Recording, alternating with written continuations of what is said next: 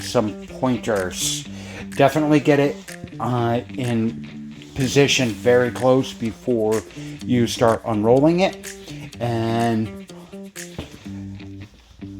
like they say, try to get it about the distance of the thickness of the flooring away from the wall. I wasn't able to do that in every spot, but I also have trim that's going to be going on to cover up some of it.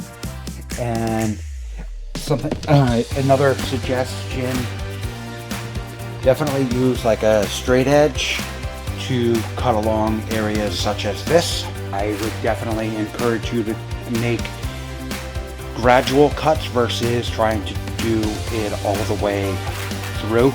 I know they say to use a polyurethane based adhesive in a lot of situations, but at this point with how this looks, I am not sure that is going to be necessary, since the flooring is going to be held down more so on that side when I put some exercise equipment.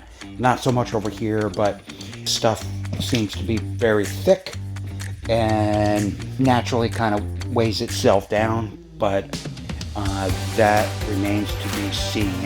And that is all for now.